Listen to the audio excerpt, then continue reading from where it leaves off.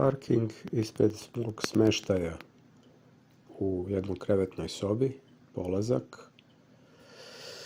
Evo kako idemo iz Plava, ja i moj bicikl. U 8 sati i 4 minute smo pošli, prešli smo reku Lim i evo nas sada idemo ka Murinu. Murino ima negde 9 km, 10, tako, 9,5. Evo ovdje će sad biti most preko reke u Murino.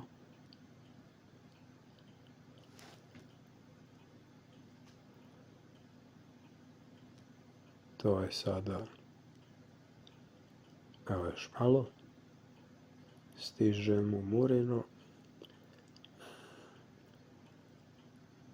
i baš tu na mostu srećem kolegu koji je isto poranio iz Gusinja, Sahit.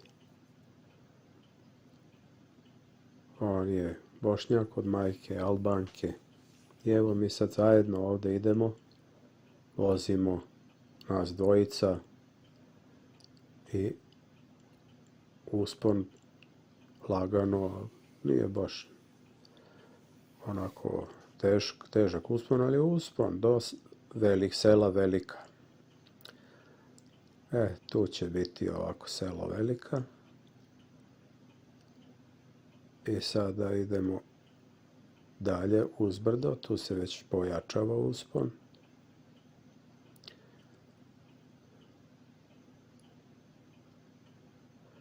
To sada napredujemo. I eto, vidi se i vreme, otprilike kako mi to napredujemo. Tu smo došli već do repetitora. To je kao neki orijentir gde Sahit komunicira sa ekipom koja polazi u 10 sati ujutru. Ali, znači, oni tu zastaju, odmaraju, imaju posluženje u selu Velika. I tako, to je jedan uspon koji umara, jer je to 20 km i nešto, 27. Pa se brzo potroši voda. Ja sam jednu čuturu napunio u selu Velika, to je bila prva česma. Sada dalje, evo već ovdje smo točili iz potoka. Znači, to je stvarno bistar potočić, gde iznad gore nema naselja, nema ničega. Znači, divljina jedna. I sad evo napredujemo. Tu mi osmatramo i sad se tu vidi kuda mora da se popnemo. To deluje zaista onako impresivno kad se gleda odozdo. A sasvim onako hrabro izgleda kad se pogleda odozgo. Gde smo prošli, vidi se put. A na putu naše ekipe nema. Tako da su nam oni posle izašli iz vidokruga i ostalo je samo da ih sačekamo gore na prevoju Čakur. To je ono što smo mi gledali iz doline i tu je jedna impozantna livada koja će se ukazati sada. Evo, to je to što se jako dobro uočava odozdo, jer je velika i eto, to je ta livada koju ispominjem tamo negde na klipu nekom koji je snimen. Znači, tu je vrlo lako uočiti livadu, a tu su i izgradili lokalci, znači smeštaj za turiste, Tako da ima tu baš ovde, znači na ovom mestu, evo upravo tu su te vikendice, a i turistički smeštaj. Evo, ovo je ta posljednja krivina i sam dolazak na prevoj Čakor.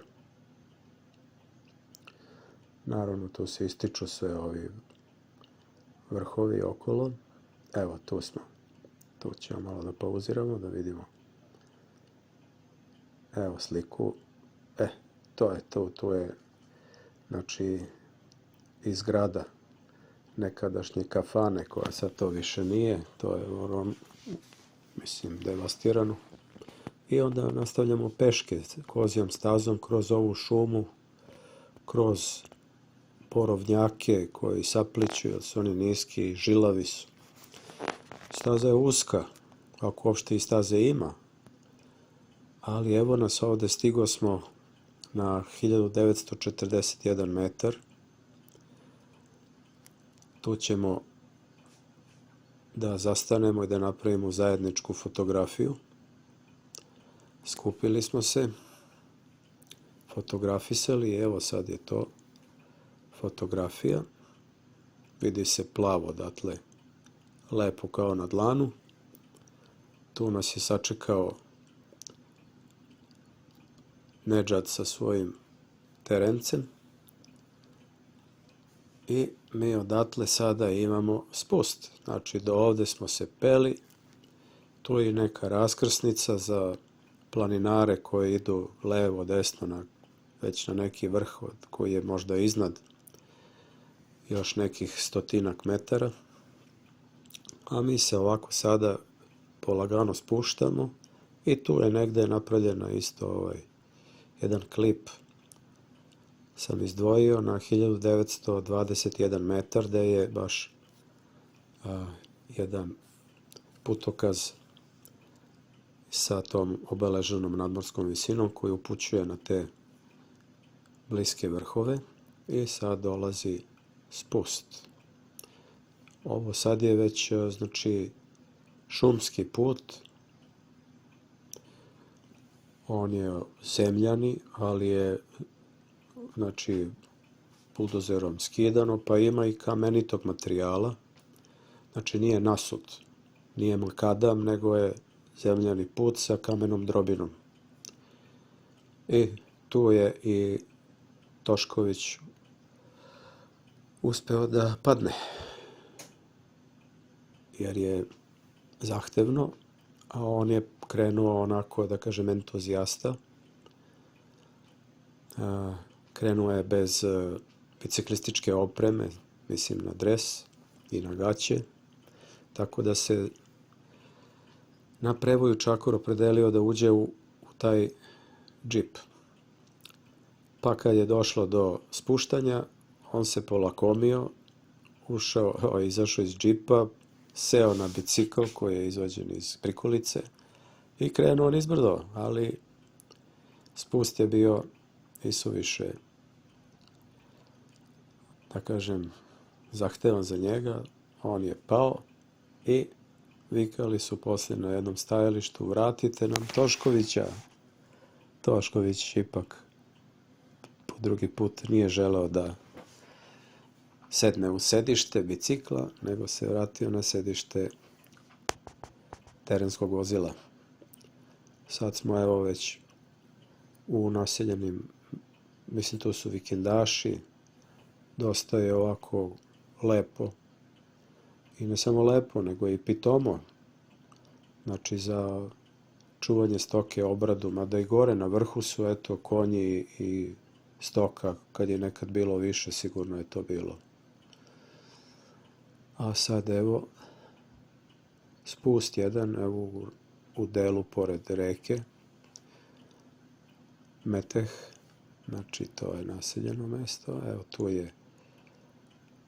tu sam ja pozdravio ženu iz Infoplava, a tu je odmah i čovjek pravo svoj automobil pod pritiskom vodom i ja stado, hajde, kažem, da skinem to blato, jer ću odmah tovariti svoj bicikl u auto i spremam se, da ga spakujem.